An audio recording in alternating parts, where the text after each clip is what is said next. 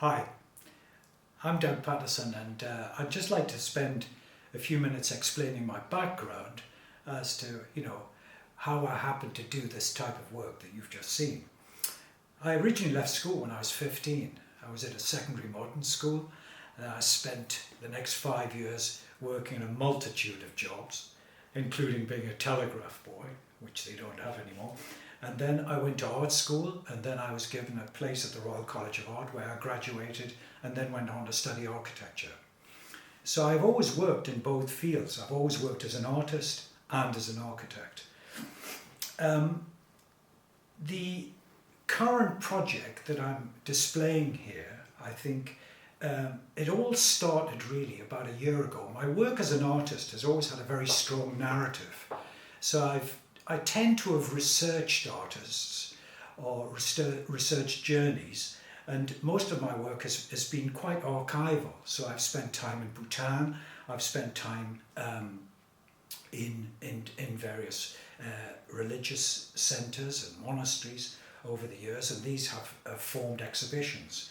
But about a year ago I started working on an Egyptian project, and it was to follow the artist David Roberts, and I was planning to go from the Holy Land down into Palestine and then cut across to St Catherine's, end up in Cairo and go down the Nile. David Roberts was quite an amazing artist, and he was one of a few artists that I really related to when I was a student, and he was a great influence on my own work. Well, I researched that project. I visited Egypt and I researched actually following his journey. And I'd done quite a lot of research, and it was well on, including my visit and all the preliminary sketches, which you can see in the corridor at the apex. And I'd been negotiating with the Egyptian cultural Minister of Culture, and so my trip was gradually coming together. And then, of course, up popped COVID. So COVID arrived, and the project I had to abort. So I found myself in Suffolk, and I closed my project, put all the drawings away, filed them all, and it was I think back in February, and I decided I'd cycle and try and get to know the county. So I started cycling around on my bicycle, and in the process I thought how wonderful the county of Suffolk was. Of course, I'd never been a great fan of Gainsborough or Constable, and I never really, but I loved the skies. But in the process of riding around, I decided that I'd switch, and from doing preliminary architecturally influenced pictures, I'd start working on landscapes. And I found a location which was very close to where I live, which was a lake. And I went into the lake and I started drawing, but I decided that I wanted to work in charcoal, and I wanted to work on a very big scale. When I say a big scale for me, in as much as that I intended the drawings to be about 2 meters wide. So I went off to Asda and bought myself a collapsible table, like a picnic table, that opened up to 2 meters. And then using paper that I had as lining paper, I started work around this lake. I then decided I'd like it to be landscapes, more formal landscapes. So it's cycling off in the mornings very early. I tried to find houses with really quite meticulous landscapes. And I visited these houses early so I could actually get a good understanding of the layout of the grounds. And then I applied to the owners if I thought they were suitable, so that I could actually visit during the day and start this collection, which is what I did. So they vary really, but the beauty of, as they developed, the beauty is that the drawings became almost 180-degree panoramas. And within the estates that I was looking at, they had various buildings that one couldn't see or photograph as well as the house or the landscape. So I if you like, I redesigned the landscape to fit the buildings that were there. So these drawings are accurately inaccurate, and I'm sure you'll recognise some of the buildings when you see the drawings.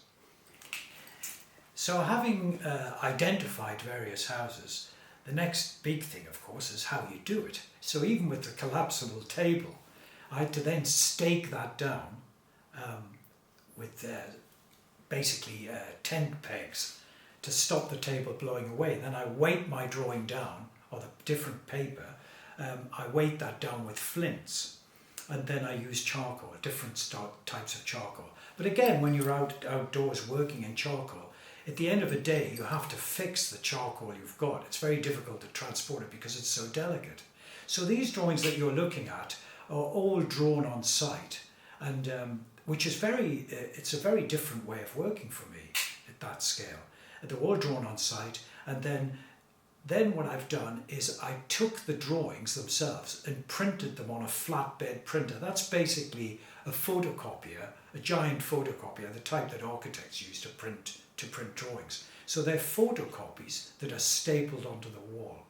And the Egyptian drawings, the drawings that you can see in the corridor, they're much smaller than the landscapes, and they were basically done from sketches that I prepared in Egypt, and then I reworked the sketches in my studio. So again, they're in black and white, and some are in colour.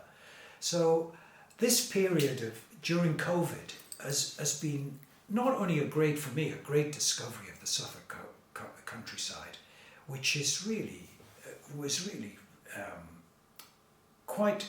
I've been in Suffolk for many years, but I didn't really understand the landscape, and I missed really how beautiful it was, and being on a bicycle and riding around, that was just another dimension. So going out first thing in the morning, going out during the day, and going at sunset, and of course then we had the glorious summer. But I'm quite hooked on this form of working, and I certainly enjoyed that whole period. It was quite intensive. And at times it was really almost tropical. I mean, working by lakes with the reflection coming off the lakes, and in that intense sun which we can hardly remember now, of course. My past work has always had a very strong narrative, and it's formed archival collections of various places, which is now they're housed in museums and in art galleries and private collections. One or two of the collections, I visited St Catherine's Monastery in the Sinai Desert, where I lived for 3 weeks, and I did 12 lithographs down there. I visited Mount Athos.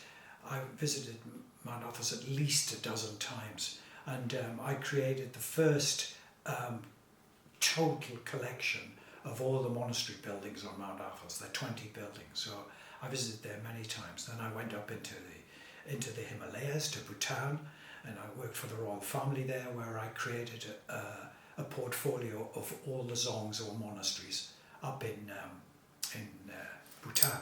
It's sort of like a cross between like an artistic Indiana Jones, if you like. It's full of adventures, full of fun, and meeting interesting people. And but it's extremely hard work, and it's also spending many days and many weeks by yourself, where you're just creating work. It's quite disciplined. But this, coming back to Suffolk, it was really quite a discovery to have been in Suffolk for many years, and then having a bicycle, and everything was closed down, there was nothing on the road, and cycling around and looking at the landscapes and creating quite small drawings in the beginning that were kind of rather like this, and then moving on to these big landscapes, which is a whole new approach for me. I've never worked on this scale outside, so having to carry everything and set up and stake your table down with basically like guide ropes off a tent, and there's always the danger that the whole thing will blow away. But in the summer we were fortunate with such good weather. But coming back to the artists that have recorded Suffolk, one looks at their work, and it's nothing but admiration now, which I didn't understand before. So the understanding of not only of the landscape, but of the artists that recorded it,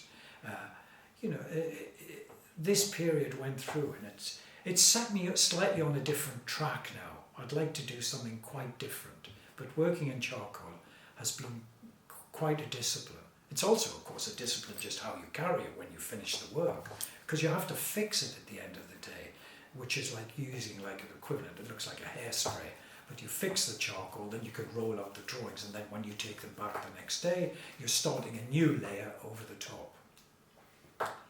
So where do we go next? Well, when this is all over and we've all been vaccinated and the world gets back to some sort of stable situation and one can move around again, my next plan is to go to China. I want to climb the 9 sacred mountains. They were worshipped, there are 5 Taoist and 4 Buddhist. They were worshipped by emperors and leaders and rulers alike. And of course, they all had temples on the top. Now, during the history of China, without going down that route, whether they were taken apart during the revolution, I'm not sure. But I know they were recorded, and I have a copy of a book that was written by a wonderful Scottish and American lady, and they both travelled there in the 30s. And the temples looked absolutely wonderful. Of course, there are tourists from all over China go there now. And they're a place that are in my heart that I'd like to see before I go into the departure lounge.